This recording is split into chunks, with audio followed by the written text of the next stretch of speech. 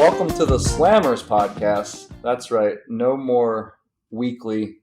We tried to do that in 23 and realized it was too much. I am Beau here, joined with my co-host, Ben Litt.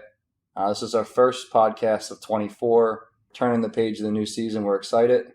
Some schedules are out. Yeah. And we'll talk about those a little bit, at least high level. Excited for the rebrand, too, just as Slammers, right? Weekly was a bunch of pressure. We don't really do pressure. I think 24, keep the weight off, keep it light, right? Yeah, I agree. That was a little much. I don't know what we were thinking there. I don't think Cole and I were thinking. You don't realize how much work this stuff is, especially when you're not making any money doing this. It's costing me money, so it's easy to take a back seat. It's only going out, right? Yeah, it's easy to take a back seat to some more important stuff, but we want to keep it rolling. We enjoy it, and we're excited for 24. Schedules. Yeah. So we want to start off with GAP. Yeah, let's do it. We love the association. Schedule just a little bit lackluster, huh? It is a little bit of a lightweight schedule this year with some of the venues. We thought last year was light, and this schedule this year makes last year look really, really formidable. Right. This year we have Commonwealth for the Mid-Am, and there's a story behind that. Mm-hmm. So we'll give Commonwealth a break. They're stepping up, giving us the course on a fairly last minute. It seems like the Open's at Applebrook. Yes. Right. And then Am at White Marsh, and the Patterson is at Concord in Delaware. I haven't played out there in quite some time, but I haven't been down history out there. No. Yeah, so I guess we'll start with the Mid-Am story. So Galloway was on deck to host the Mid-Am, and I guess last minute we were just talking to our buddy who said that Galloway said something like, "Hey, we're going to be aerating right around the date that you guys were looking to host the tournament, or right before it. Do you guys mind having it in like late April or something?" Yeah. It's like, come on, guys, late April. Was that? Yeah, it must have been like a Vernon Hill inside job there. They just didn't want to host the event, I guess, right? Yeah, it's kind of That's what it sounds like. I mean, how come? How did it get that far down the lines and that didn't come up? Right. It just sounded like to me they just never wanted to host it, and they just wanted to get out of it. Tell the guys, we're going to aerate on May 5th. Do they want to have it on April 24th, right? The weekend of the annual 5 ponds qualifier for the actual event, and we'll move the 5 ponds up to March 28th. And right, yeah, beautiful weather, temp greens, and or you could go like 5 ponds the Friday before, and then you turn right around Monday and go to the Mid-Am. Drive right to Galloway. Yeah. Maybe do the 1 day thing. You play 5 ponds in the morning, and then in the afternoon we set the field. Yeah, set the field down at Galloway. Yeah. Yeah, so that didn't work, and Commonwealth stepped up last minute, and I think you would probably find it, and maybe I'm being extreme and maybe just throwing a blanket statement on something that shouldn't be said, but I think you'd be hard-pressed to find anybody that loves Commonwealth. Oh, absolutely. Right? And, yeah. I mean, you almost lose all credibility if you're out there pumping up Commonwealth. Sure. And honestly, the sicko side of me is really excited to see some of the numbers that get put up at Commonwealth, right? Carnage. Some textbook ejections could be out there this year, upwards of probably 95. You think could go out in the first round? Yeah, I mean, if it's windy, higher, I think. Because some guys qualify for the Mid-Am that have no business playing in like a real...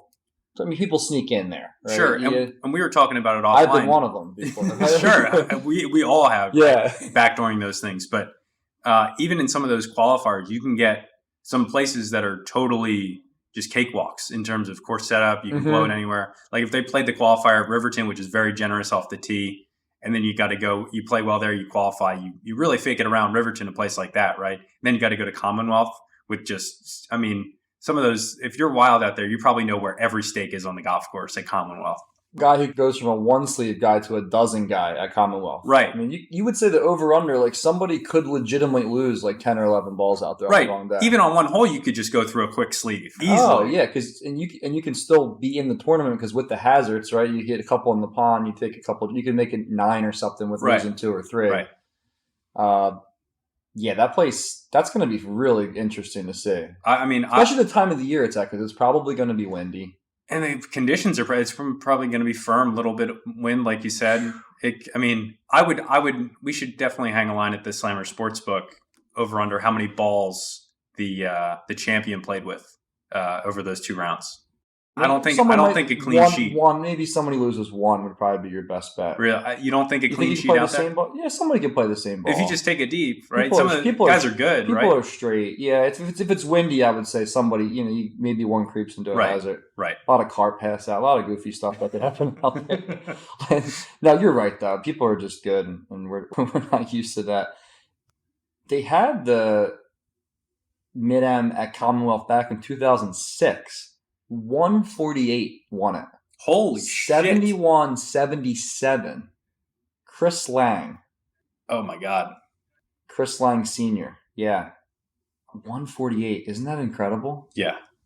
I mean that doesn't even make the match That's play outrageous. in the it doesn't even make match play in the AM anymore. Comfortably. Yeah. We had like 3 or 4 shots out of match play. Chip Lutz came in second with a 149. And then after that, you go right to 152. And I don't even want to look at the high numbers. I don't want to put anybody on blast here. Yeah. I'll just say the number. They just show the guys who made the cut. The highest number the second day was a 93. Oh my God. Man, it's tough. Yeah, so interesting. We'll see what happens with Commonwealth. We'll see what kind of turnout it gets. I'm sure a lot of people who were on the fringe and were the course-dependent people may sit this one out. Sure. Yeah, it is. It is one of those home away splits that can get really crazy for some of those guys. I really only have one ask for Marty and the boys at the Gap comms. You got to ask the winner how many balls he played with. Please, just for the content, right? We got to know. That's got to be on the question list. Yeah, probably making the Gap notebooks. You know, like how every year at the Players, they really want to document how many balls go in the water on the 17th hole. Yes. Like we need ball drowning calculator out there, right? Yeah. At least get like the Twitter feed, spice up the Twitter feed, right? Let's set up like a live shot at like the craziest, tightest hole on the golf course, and let's count them. If there was ever a time to do our live cam, Commonwealth would be at the start of the season. Absolutely. On that island green hole. Yeah. And just put the tee back there one day. Yeah. And just let's get a ball counter. Yeah. Just get it live on the Twitter feed. One of those interns out there. Absolutely. Put them to work. Put a chair out and have them count. Yeah. I agree. Yeah. That would make for some good Gap notebook fodder. Yeah. Yeah, I love that. And then we said that White Marsh was the AM. I don't think we've talked about White Marsh too much on this podcast. We have. No, we kind of rehashed George C. how we fucked up 7 and 8. But yeah, I don't think I feel like we both have pretty strong feelings on that course. I think that for me, what's good out there, I love. It's hot and cold. And it's fantastic. And what's bad is so bad. Yeah, every time I leave playing there, I just don't know what to make of the place because I do like it overall. And obviously, it's a good golf course, but man, there's some bad stuff going on out there. Yeah, the middle part of that front 9 leaves a lot to be desired. That long par 3, the par 5 after that. Sixes, 4, 5, 6, 7, and 8 are all. Yeah, I mean 7 and 8 are obviously better than 4 through 6, and then you get over to 9, it gets great from 9 through. Right, it's excellent. Yeah, and then it starts taking a nosedive again, but then finishes strong. Sure. The 17 and 18 are really really cool holes. Yep. The setting out there is great. Place just doesn't drain well. There's holes that should be so much better, in my opinion, and it's almost frustrating. Because you start off with like 1 and 2 that are just, 2 is really good. They're fantastic. I mean, one's an unbelievable first hole, and 2 is one of the better holes in the section, in my opinion. One of the better par 4s. Then you get to 3, which should be a great hole. It's got the elevated tee. It's got, the hazard near the green. It's a good length for that kind of hole. That's a wet golf hole. But it's well, that's when the jungle cruise starts, right? Right there, it goes back into 4 and right in the Viet Cong jungle. Yep. Bring your machete for that middle stretch of the front 9. Yeah, that has a real low-lying ratty vibe back there once you get toward that section. But 3 should be a good hole. It's like the angle of the green's bad and the bunkering off the tee's weird. And they have that tree that overhangs on the right that blocks. It's just like, all right, I'm 230 out. Why should in the right side of the fairway? Why should I have it? And the green and surrounds are already tough enough. It's a good golf shot hitting it in. Sure. Why do I have a tree in my way? Cut that thing down, right? Give us some shot options. We're not +8s. We're not pros. I mean, yeah, that whole drives me nuts. It's like the only way you can get even think about getting home in 2, at least when I've played it, and maybe it's wind dependent or whatever, is if you hit a perfect drive up the like within a 10-yard landing strip up the left side. Yeah. And if you overdraw it, you're just in thick rough for the bunker. Right. And if you push it all, you're just blocked out and you're just getting like an 8-iron up. It's just bad. Right. It's just not super rewarding. But yeah, overall, I mean, sure, it's a decent venue for an AM, right? I'm not going to hate on the place. I think it could be better, but it is a good, like I said, the setting's awesome and it's a good spot. And then we move on to the Open in Applebrook. You've played there? Yeah. Yeah. Yeah. New style. Mm-hmm. Yeah. Yeah. Good conditions. Conditions. Going to be excellent. Oh, you played. That's the story. That's the Three Bills story. Right. That is the Three Bills story. Yeah. That I think you should say that. That's a good one. Yeah. Sure. Yeah. So I'm playing. Do you remember the year the Applebrook? It was probably like 2016, 2015. The Patterson Cup was there. Sounds about right. I didn't qualify, so I'm not sure.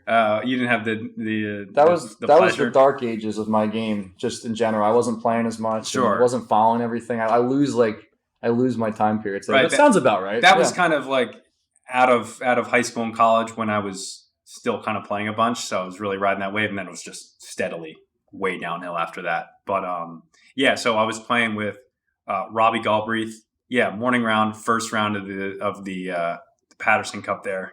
Really nice morning. Obviously, for the people that played, it did get rained out in the second half of the day, so people had to come back at the end of the day. So I'm playing with Robbie. Robbie's certainly wild. He's got some power. We're going up to 8. Yeah, we're kind of around 1 to 3 over par. No one's playing that great, and it's really like it's Applebrook. It's new style. Like you can't really it's not very intimate, right? A lot of the holes are not really connected.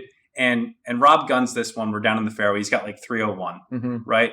And he takes out 3-wood, right?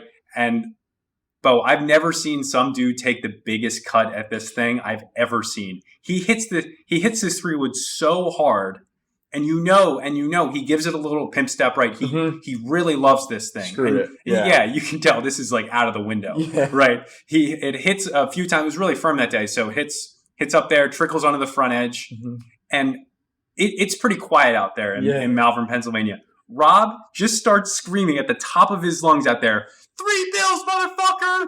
3 bills! 3 bills! And like the rules officials, we're like, what's going on? And this kid's just screaming 3 bills, top of his lungs, right? I couldn't think of lower stakes on the golf course, right? There was no side action, no skins, of course, you nutted it, right? But still, outrageous. I couldn't think of lower stakes when I got it going around. Not that the GAP Patterson Cup is low stakes, but right. Just come on, man. Yeah. That's what's whatever. Yeah, go up 2-putt for your birdie and get out of there. But that was a good experience. I love that. Yeah. Conditions can get crazy out there, though. Can. I'm really excited to see what they can do. Even the Open's a time of year in mid-July where it can get humid and you can get some thunderstorms in there with a lot of rain. But I hope they just totally bake it out. Yeah, it's always tough that time of the year. It seems like July is just everywhere soft around here. Yeah, and then you go up to North Jersey, everything's still great. I don't know what the difference is. I know they say the soil. I don't know what it is, but Philly area golf and July 4th through Labor Day stinks, generally speaking. But Applebrook is one of the exceptions where they can get it good still. It's one of those few that you're like when you saw Lookaway on the calendar. I mean, you just know that place was going to be a swamp, right? Yeah. Last year. And Lookaway played much different than it did in the app. Yeah. Very different to your point about conditions and time of year. Yep. That's true. Yeah. And then, Applebrook's a sub, once again, kind of like White Marsh. You're not going to sit here and pump the place up, but to sit here and bash it it's in poor taste, right? Yeah. So I think it's just a pretty middle of the road, decent venue. Obviously, as a golf course, it's a solid course, but as an open venue, I mean, it's probably right around your median line, right? Right. I'm excited to see that. I hope they put that new 10th tee in play back by that. Yeah, patio. That's nice. That's a good tee shot. That's exciting. The tee off of that on your first hole would be really cool, right? That's a cool vibe. Yeah, I do like that. They have some good shots out there. I do like that. Right. I heard I don't know if this is true. That 16th hole when I played out there years ago was so bad. That par 5. Mm-hmm. Yeah. You remember what and I'm sure it was a wetlands thing. I mean, obviously Gil Hanse knows what he's doing, so I'm sure he didn't design the hole to be that way. Something happened, right? Right. Where they got restricted, and someone said that they fixed it. So I don't know what they could have done or what they did, but that would be pretty sweet because that hole really brought the place down. Sure. I think I did hear the same, though. I think they did clear that up, which it was not good. Tallamore-esque. Right. Like a bad hole at Tallamore. Really. Sure. Like I remember like around the green had that Tallamore feel, like the swamp in front. Yeah. Like the very low reeds area. And, it's almost like it's like Moses down among the reeds there. You could catch a case of like West Nile virus down there if you're down there for too long, right? Or like dengue fever, right? That's a Dave bug spray special down there. Around there. You gotta be careful. Yeah, come strapped. Right. I guess the only thing we need to figure out with that Gap Open is how many shots is Dave McNabb going to win by as low pro? Because he's the chalk. He's the guy. Yeah. That's the chalk. Well, you got. I mean, if Braden plays again, though, you got a few. Sure. Guys, Shattuck, and you got a few guys that are really good. Sure. But, I mean, at least over 50, we'll say with Dave. Like out of that second tier of pros, he's definitely the for sure. Yeah, if you're doing a little fantasy lineup, he's your top pick in the. But he's so overbought, though. Oh yeah, right. Yeah. And then Patterson Cup at Concord, I have played there before.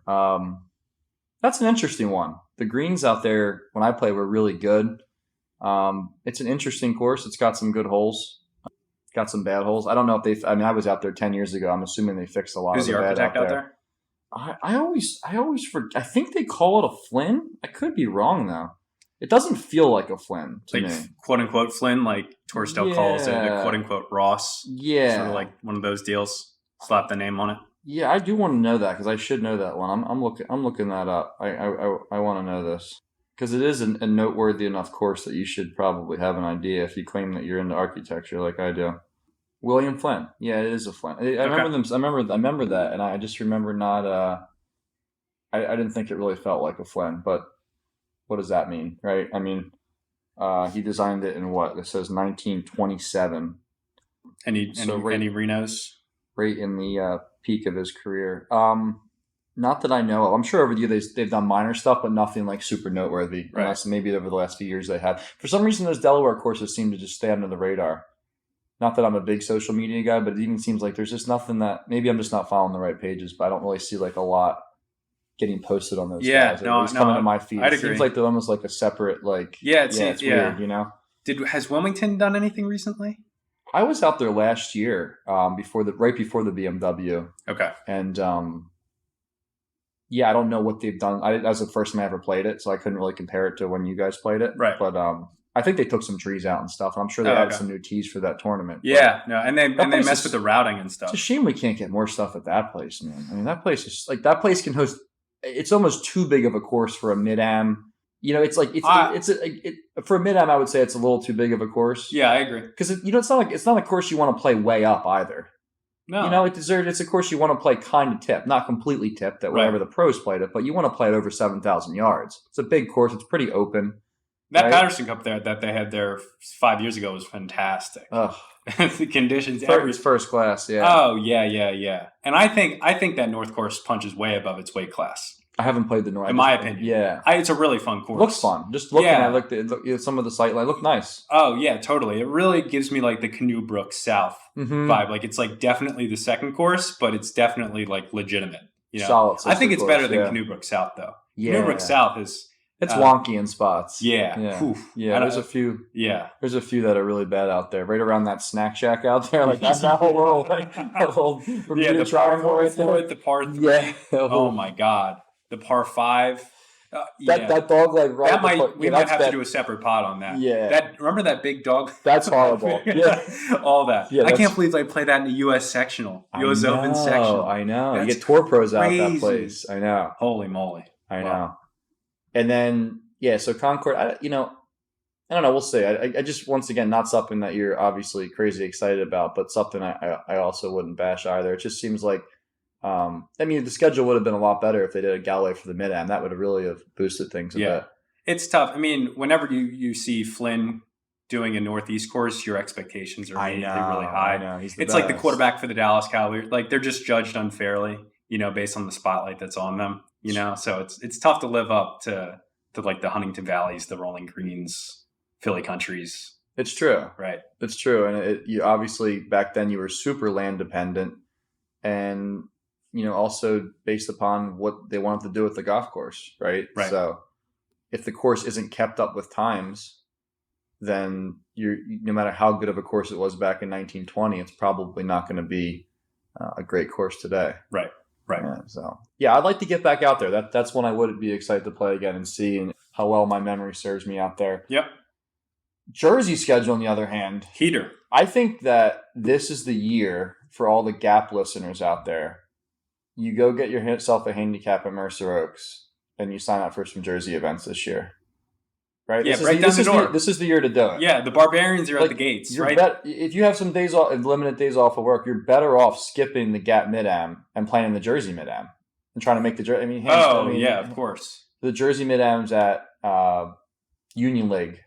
What do they call that? National. National. Yeah, the National. Yeah, formerly Sand Barons. Oh, Sand Barons. Yeah. What a dump. But yeah, now I really love that place. I've been out there twice. I'm a big fan. The challenge is different. It's so fun. And I think it's going to be such a fun event for if you can get a match play out there. You can set some of those pins and holes up that it could just be great match play. Oh man, so good. So if you can finagle your way into a Jersey handicap to make the drive down the Jersey Shore, that's one I think that people should look into. Definitely. And then the 4-ball this year at Hollywood. Whew. Pretty good. That's exciting. Pretty good to be exempt into that event, right? Do you know anything about that? First tournament I've ever been exempt for, and it couldn't play more in my favor. Could you imagine being exempt and it was like for like Commonwealth or something? And you're like, oh my god, like the 1 year I'm exempt, right? Yeah. So the fact that it's at Hollywood, it's like that's gonna get a big turnout in the qualifiers. That's gonna fill up quick because last year Hamilton, which is a fantastic course in itself, definitely a notch below Hollywood though. Even that filled up super quick. The qualifiers and the scores were lower because the fields were so big. But man, Hollywood, dude, that may be one of my favorite golf. I mean, it's like I haven't played it, but it's unbelievable. It's hands down top 5 in the state, in my opinion. You could maybe even make a case that it's 3 or 4 behind Pine Valley, and it kind of goes like for me like Pine Valley. Then you get into Somerset and Hollywood, and then I would almost put like Plainfield, Ridgewood, and Baltusrol after that, right? Yeah. Like that. We both think Baltusrol is overrated. Oh, way overrated. Yeah.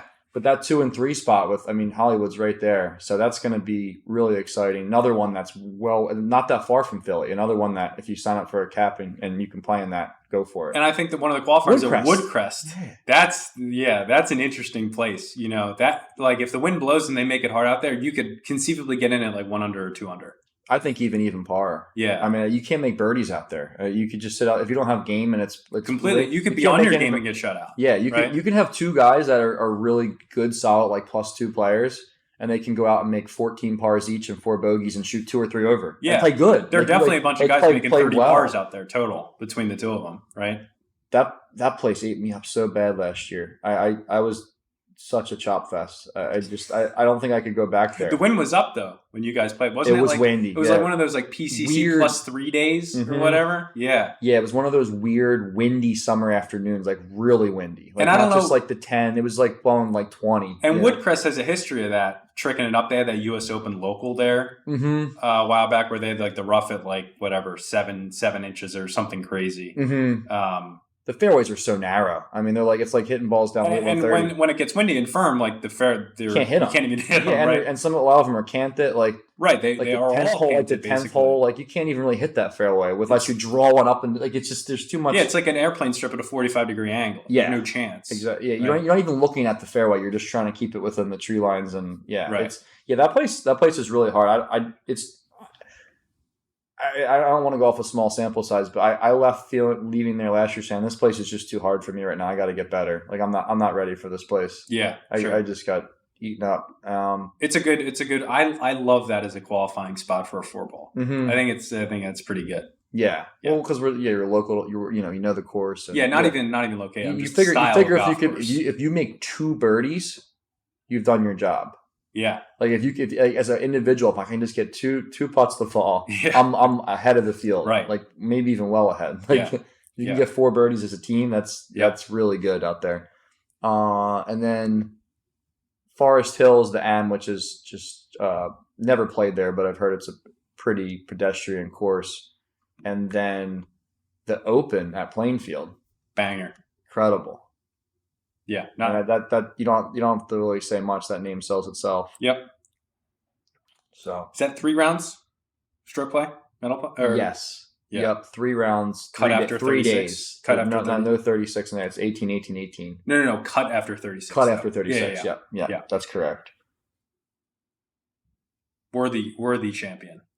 Yeah. That's one that if you get in, just the feel of that environment is something that you just really want to be a part of. Yeah. You know, sometimes you just feel like you're just being in the mix. A guy like us just teeing it up out there is exciting when you're in the championship course, and so it would be nice to get in there. That's summer golf. Let's take a step back to winter golf. What have you been up to? I mean, been faking it around out walking a few 18s out here at Riverton. I'm not a big fan of winter golf. I just like to do it just for the exercise, just for the walk. It's not even really exercise, just something to do. You know, passes 4 hours efficiently.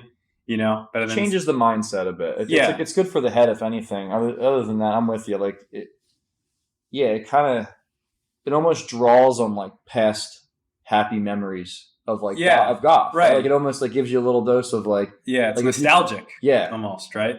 Exactly. Yeah, like driving to the course, even just like getting in your car, like getting around, driving to the even though it's not going to be even close to the experience that it would be on a good day. Yeah, and trying to obviously you took a lesson today. I'm getting in the TrackMan, doing the numbers. Right, it's just a part of the equation. Right, you got to lay the groundwork now so you're ready to go in April when the lights go on. It's like the beach body. Yeah, absolutely. Yeah, it's the same thing. It's the same concept. Yeah, absolutely. And honestly, I would go a step further. No one should be wanting to play well in the winter. No. Like no one. No. Like you're keeping score and really saying, "Oh, I shot." You know, you're telling your buddies what you shot. Right. No, you're just doing it just to keep a rhythm, right? Just getting some shots up, right? Well, if we're playing in this, anyone who's playing in this gap stuff clearly has things to work on, right? Yeah. Because frankly, in the grand scheme of things, we're not that good, right? So this is the time to work on those things. I mean, you should be doing goofy stuff with your swing and trying to make major changes now. I mean, this is the only time you can really do it. Right. Yeah. Once the season's thick, you're stuck with what you got pretty much. You can do little tweaks, but you're not going to go from a guy who takes it way outside to taking it on plane, you know, in competition. Yeah, cramming for final exams doesn't work, especially in golf, you know. So this, like you're saying, if you're playing well now, it's almost like we almost see like at our club, the guys who play well now, you know, are peaking now. Right. Like if you're a GAP Philly guy, you play golf in the Northeast competitively, whatever, amateur golf, you want to peak like 3 times a year. Like I'm thinking like late April, early May for like GAP matches, qualifiers for stuff, right? And then maybe in the middle of the summer when you have like club championship season. Gear back up, and then in the fall, right, when it's US four-ball, a couple things going on. When it gets crusty, right, and you really want to show your stuff, right? Show you what your game's made of when the conditions get the best, right? So not now. I'm almost to the mindset like golf is so difficult that you should never ever expect to play well always. So you should almost, in my head, I should be wanting to play bad now. Yeah. Not that I want to play bad. But it's just like, I know I'm not going to play well all the time, and I definitely don't want to play well at this point. Yeah. Right? If you believe in there's only a finite amount of good golf in you, right. You don't want to waste a swing when it doesn't matter. Right. Yeah. No, I do agree with that. I think it's just funny because it's just, once again, it gets back to us just not being that good. It's like the people who are good are just good. Like, right. they don't think about this stuff. There's no like. This is zero-sum game for us. We can't add more good golf, right? We have a finite just jug of good golf that we can channel for. It's such a bad mentality. It's all it is a mentality. Yeah, of course. But also it's reality at the same time. Yeah, we're playing the hand we got dealt. Yeah, right. Yeah, like we're making the best of a bad situation. So. It's true.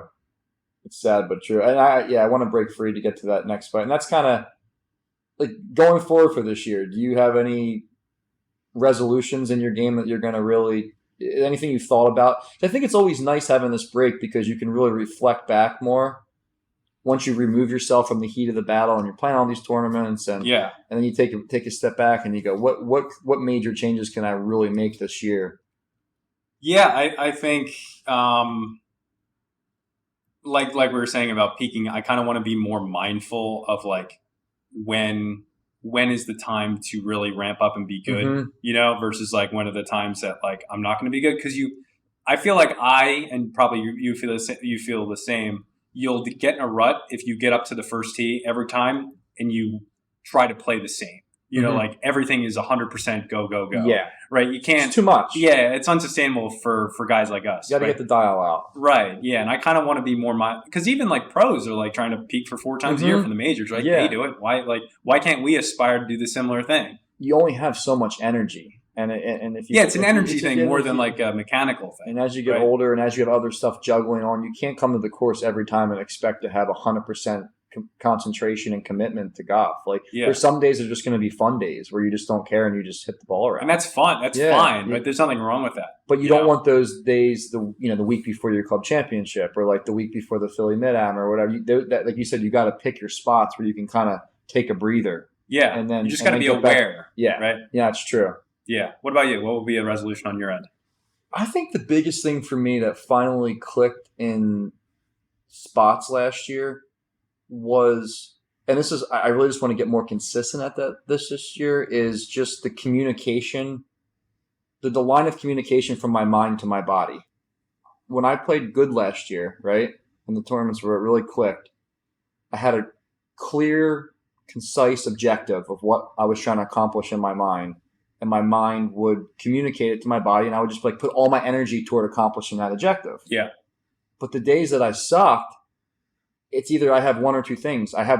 This always baffles me, like when you're playing golf for this long and you literally get over shots in tournaments and you hit the shot and then you realize like I had no clear objective there. Sure. Like I'm just like literally getting up and just like blasting driver, like somewhere, right? Versus like when you really have that objective of like, okay, I see that tree. I'm trying to hit that tree with a little draw or just trying to hit like, right. You actually have a game plan. And there's just some days I just can't, for whatever reason, I either do that where I just start catch myself hitting aimless shots or you start overthinking things. Right. And then when you overthink things, you don't have a clear objective.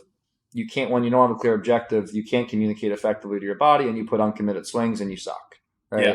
So that's kind of my thing. And I've kind of narrowed it down to, I'm really going to switch this up this year.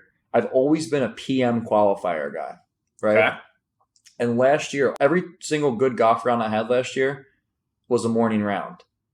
Because for me, every time I do these PM qualifiers, my routine last year was get up early, show up at the course, set up my laptop, work for like 3 or 4 hours in the morning, and then go run to the first tee. And it's just, there's something about like, I couldn't flick it on. Yeah. Right. I'm still carrying stuff for work. And that's another thing. You're over a ball and all of a sudden a thought comes in your head like, oh, I didn't email this guy. It's just. Yeah. And it's a life of a Mid-Am. Yeah. So, but every time I got up with just like the sole focus of just playing golf, I felt like I was able to just immerse myself in golf for that period of time and then get off the course and do what I have to do. That's aspirational. I think, I would say I'm definitely more of a morning qualifier guy myself. I would say in that same vein, I know sometimes it's not reasonable, but I would love to not look at an email before I play a qualifier or like a Teams message. Just kind of just be in the flow, in the zone, just focused on golf that day. Because at the end of the day, you're playing golf, so why mess it up with something from work, right? Yeah, like you're there to play golf. There's 4 hours going to be spent playing golf. Not going to withdraw. There's nothing that's going to happen. You're going to get in your car and go feel home and exactly. say I can't play. So if you're going to play, just go do it, right? And maximize. I this year I really want to not focus on results as much as just like being in process, like playing golf in like the 6 foot by 6 foot cube. Not worried about where the shot is going. Not worried about if the ball goes in the hole, what the bounce gets. Right, just kind of taking care of what I can control. That's like really hard to say and do. It's easy to say, not pretty hard to do. But it's something I want to stay focused on what I'm doing, and not what happens after I'm done making the swing. Definitely part of the golf maturation process, and I've definitely gotten better with that over the years. And I think it comes down to it's not having the emotional attachment. And I think for me at least, what you practice in everyday life, not emotionally attaching to things in your everyday life, translates to the golf course. Sure. And I wasn't able to get that on the golf course until I was able to accomplish that in my personal life. Sure. And I think that it's important because yeah, just maintaining that perspective of like not losing your emotions out there, and then also not. I mean, like 3 years ago, I kicked the cart, windshield off in a GAP match, right? I mean, Yeah. I was thinking about that today. At Just like Hawk it's Point. just something I would just Yep. never do now. Yeah. Like I'm not saying like it's just you just looking at it. It was only 3 years ago, but like, It was COVID, it was crazy stuff happened yeah, then. it was just out of my mind. But yeah, and it's just so weird how golf is such a screwed up game is when you emotionally detach from the game, the results end up being so much better. Yeah. It's like when you're at peace with what no matter what happens at all times. Yeah, like, just acceptance, right? It doesn't just being nothing intentional bothers and you, accepting the result. Yeah, and the more energy you pour towards getting a result, the more it seems to go the other way. It's just this weird counterbalance that is just, yeah, it's not like other sports where like I struggle with that because I played football growing up. In football, it's like the more angry and intense you are playing linebacker, the more the better you're gonna play. If you're out there just like, not into it, you're gonna get your ass kicked. Right. Golf is like just, yeah, it's the complete opposite. So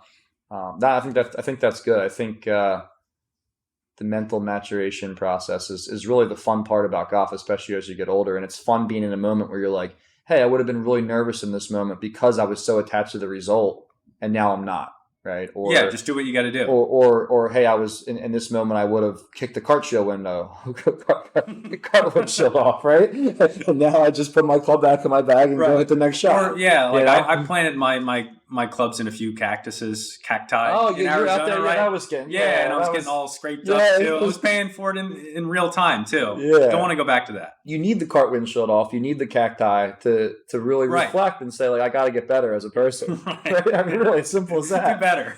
Do better, right. What else you got? Beau, I have a big announcement to make.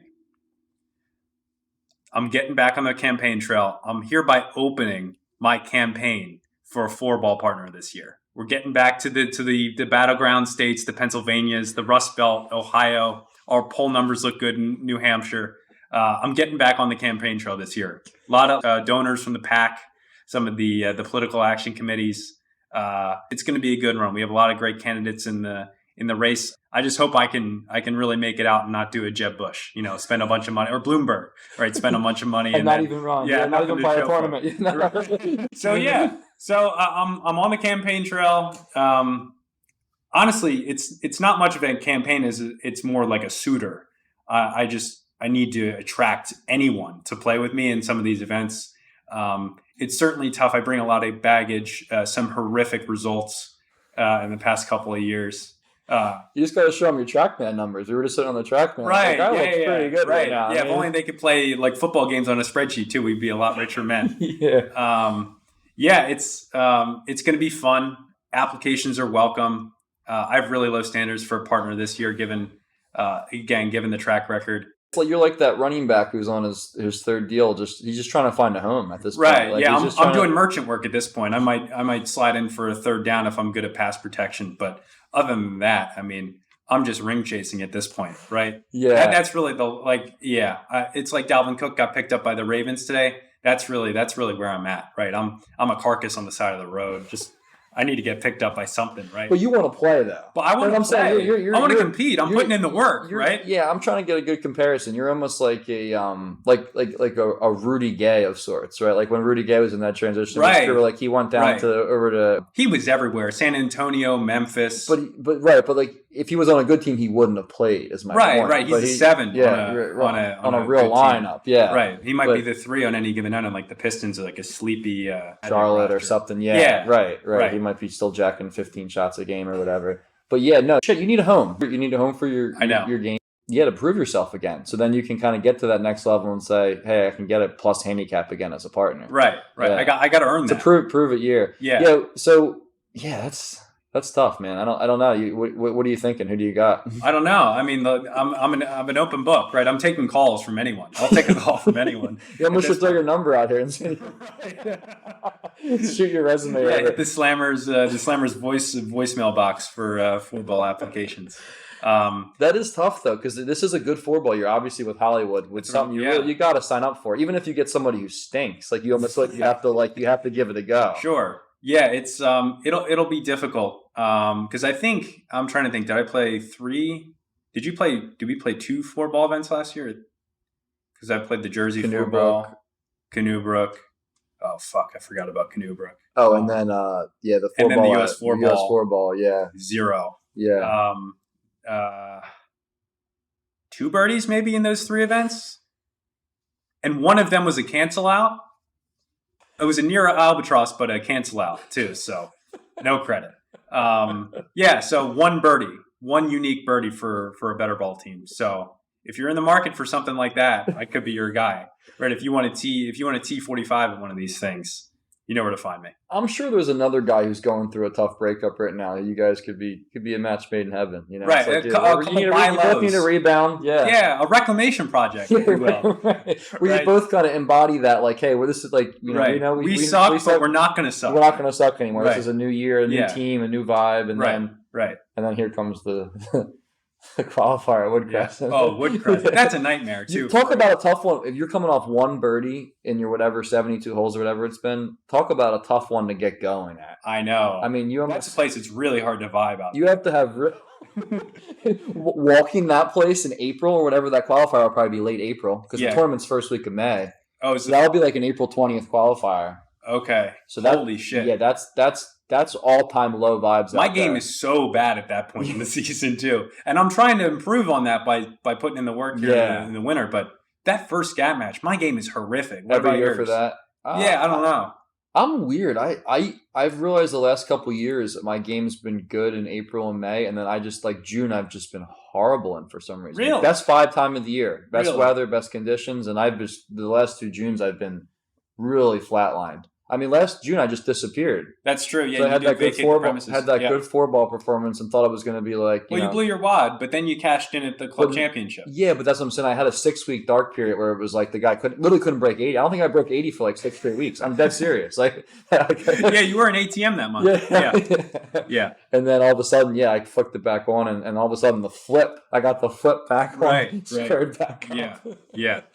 We're close to being done with the flip. I mean, I'm not going to say it's gone. It'll never be gone. It's not completely gone. That would be naive of us to say it's going to be gone. Because if it's gone, you'd be on tour. But it's close. It's really minimal now. And it's the misses are getting better. Right. Contact's better. Right. Less toe balls. Yeah. It's fun. But I think, we go back to the cam at Commonwealth on just one of that island green hole. If you want entertainment, every year, if you want to set up a camera behind the first tee at the first GAP match to watch me hit balls, I think I've hit some of the worst shots of my life. On the range, you're saying? No. First tee. First tee. Oh, first tee. And it's never a driver for some reason. I don't know. Some of the courses we play, it's never driver. I'm trying to think of the notable ones. Oh, my God. Torresdale, 4-iron. Just like completely off the toe, like just trimming trees on the right. Oh, like a toe shank off the apartment line. Right. I think I had 198 in on a 340-yard hole. Downhill. Yeah, it's a nothing first tee shot. It's a 4-iron. It's like you have the whole planet to your left, right? It's a really easy drive. Yeah, it's so cozy. Fuck that one up. And then Little Mill red. So that dog I've hit some squirrely balls off that hole. I hit a 4-iron, just chloroform, just left blinker. Right into the trees. Because that's hazard over there too. Yeah, So that it's one of those ones that's like a generous hazard. Like if you hit it over there and don't find it, it's like I guess it went in. But like that thing could be anywhere. Realistically, there's so much stuff. Leaves. But that thing had the total complete over the top left blinker, no doubter. Yeah, off the Harry the K's awning. Trying to think. Oh, Shore Club. Oh my God, the Shore Club. That first hole. Oh my God, so far left. Like. I think I was in that second hole that comes back. Yeah. I was in the right rough of 2. I don't know what it is with the lefts off the first hole. Yeah, I guess I might be just giving it like I might be choking the club or something. Maybe the hips tighten up a little bit, the upper body throws, like you're just a little nervous. The guy doesn't really turn. No, I do have some jitters on that first doesn't really turn. Yeah, right. Just not turning. Yeah, it just shuts down. Yeah. Yeah. I've been there. That's what I do. I'm a big puller under pressure. Like when I'm offline, I don't have confidence, and I get tight. Hands go, the body. Yeah, when you're a flipper, it's tough because a flipper under pressure, if you want to make a concerted effort at hitting a real golf shot and not steer it, like you're probably going to hit a hook, right? Because if you're swinging hard with like your hands you don't have 100% feeling in your extremities. Yeah. you're probably going to pull it a little bit. Yeah. Yeah. The small muscles get involved. Exactly. Right. Yeah. So yeah, but I noticed even last year I had a lot of pressure moments where I felt like my mechanics were a lot better, and it's funny, like if your mind's in tune with what's going on, you just know. Like, Yeah. like you've all been in those situations in golf when you're like, I'm in this situation and I shouldn't be in this situation right now, and I have no business being here, and how am I going to hit a good shot under this circumstance? Yeah, you just have all those freakouts. Well, because you know you stink. Right. But when you're playing good, and you're like, hey, my game's real, like you don't care, you don't even think, you're just like, you're excited. Yeah, just give me the next shot. You want to be under the right? gun, like, yeah. well, that's what you live for. But Right. when golf is like, it goes both ways. Like there's times where like you would do nothing more than to be under the gun. And then there's times in the past where like there's been nothing I want to do than just be like, I don't want this shot because I just don't have it. You know, Yeah. I don't have like with 10,000 like the Calcutta, like you got 15 grand on the line and like you got to hit the fairway on 18, and it's like I haven't hit a fairway all day. How am I gonna hit this? You know what I mean? Like, of course I'm not. Yeah, of course. And why would I? Like I would just have to get so lucky to like just like somehow just like wiggle the club. Like it's crazy. Yeah, no, it's no fun. Yeah, so but like the mechanics getting better. That's what makes it fun when you're like under pressure and you feel like you can actually hold up. Yeah, you know, it's a good feeling. Yeah, yeah, it's fun. You got anything else? In the spirit of not worrying about results, I want to say my New Year's resolution would be to play in 6 qualifiers. Yeah, you got to get out there more this year. I played in 2 qualifiers. I don't want to say it would be stupid to say I want to qualify for 2 majors because that's more of like a results. Yeah, let's say I want to compete in 6 qualifiers. I want to sign up and get in the mix. Right. That's fulfillment to me. Get your credit card out and start signing up for this stuff. Right. Yeah, no, as a friend, I'm glad you brought this up because I'm never a guy that wants to tell people unsolicited what to do. We're in the TrackMan base. There's a little bit of that going on down there with some of the other folks. Yeah, I as a friend, you have to sign up for more events this year. Yeah. Like to me, you either got to say I'm not going to plan anything, or you got to do at least a legit sample size. Yeah, because do you think 6 is a good number? I think so. I think it's a good starting point at your age. I know at your point in your career, you're not like you're still you're still in that stage where you're like you're not all in. Where like you're just I mean, you see all these guys in their mid-30s who are a little more established in their career, and like the dicking around is just unbelievable. Like you just can't kill enough time. Right. Right. It's almost some of their jobs to be out on the golf course. Yeah, you're not in that. So like, for you to say, hey, I'm going to sign up for 15 qualifiers this year would be negligent on your part. Yeah. But 6, I think, is a good number. It gives you a good idea, and I think it takes pressure off because when you know, hey, I have another qualifier in 4 days, another qualifier next week. It's less results oriented because you're like, all right, on to the next. But when you only sign up for 2 qualifiers, you put so much more pressure. That's why I always tell people, like I did that for years when I was your age in the mid-20s. I was the same way. I would sign up for the AM qualifier every year. I'd pick 2. I would do 2 qualifiers a year, the same thing. I would always do like the AM and the Patterson Cup, right? Because it's like, oh, I'll give it a shot. All right, I stunk. All right, I'm not going to plan anything. Okay, the summer's almost over. I might as well sign up for the Patterson Cup qualifier. Right. And then it's just that vicious cycle of like, how could you expect to just show up not playing tournaments and then all of a sudden go out and shoot a 75? Like it's not going to happen. Yeah. Like when you're not that skill level, right? Right. So, yeah. So you're going I mean, how many qualifiers did you play in last year? You think every single one? How many? Jersey 20. Yeah, 18? I think total probably close to 20. Okay. Yeah, maybe qualifiers, maybe more like 15, but then tournaments probably another 15 on top of that. It's the Dion Waiters method, volume shooting. Yeah, just keep chucking pulling up from anywhere. I feel like you have to though. I agree. You have to because it's either I don't know. I'm like an all or nothing guy. I'm either going to be all in or all out. Like I feel like I don't know if I could go back to just playing in like 2 qualifiers. I don't think I could. I think I would just not play. No, and the more I think about it, it's stupid to even do that. Right? It's all just because like, it scars you. The way you feel, like the way I feel. It's like a microcosm of like a qualifier round. Like I'm nervous on the first tee, and once I get to like the 4th hole, I'm like fine. Yeah. Right. And you're like, what? I don't even know why I was ever. Well, you build nervous. It when you haven't done it in a while. Yeah, exactly. Anything in life, and it's like it's a microcosm of the qualifiers. You play like 5 qualifiers, you're just inherently going to have a better experience at them than if you play 2 or 3. It's anything in life. It's that that recency feeling where hey, if you haven't. It doesn't matter. You could be something you're unbelievable at. And I guarantee you anybody in life would tell you this, like someone who's a unbelievable public speaker. If they haven't done a public speech in 3 years, they're going to be more nervous. Performances. They're going to be. You got to like, and any even with Goff, like it was funny. I was talking to Jake about this, Elliot, right? Who is, and not the name drop Jake, but like I think it's a good example because the guy, I mean, he's the best player on the Eagles right now, I would say. Yeah, he literally. Stones. And he's just, I mean, how clutch is he? I mean, the guy's, it's unbelievable what he can do, right? He was telling me how nervy he was at Bluebell last year, the qualifier he played in for the Open. Right. Like he's like, I just felt uncomfortable. He saw all the stakes. He's like, I didn't like the course. And I just felt uncomfortable all day out there. Yeah. And it's just funny how a guy like that can go out and drill a 60-yard with the field goal with the whole team and city on his back and the world watching, right? Yeah. And then he's out in Bluebell with like 2 people in his group, right? Do like 5 handicaps. Yeah, and he's out there saying like, yeah, I felt awful out there. So I think once again it gets. And I told him, I'm like, dude, you just gotta sign up for more qualifiers, right? It's just such a unique. You can't replicate that feeling anywhere else. No, you can't simulate that anywhere else. Exactly, and I think, and to wrap this up, I think it is your mind naturally. You don't know the constraints of like your floor and ceiling, right? So when you haven't done something in a while, you're like, I could go out there and shoot 100. Right. You don't know, right? If you haven't done it, if you haven't played a qualifier in 2 years, right? Or you play one qualifier a year, you're like, I don't know what like the realms of possibility feel like just endless, right? Like I might not get off the first tee. You're thinking like, oh, you suck at like what happens if I haven't? Maybe I just like I can't play anymore, right? Like there's always that feeling of like maybe I just forgot how to play. Yeah.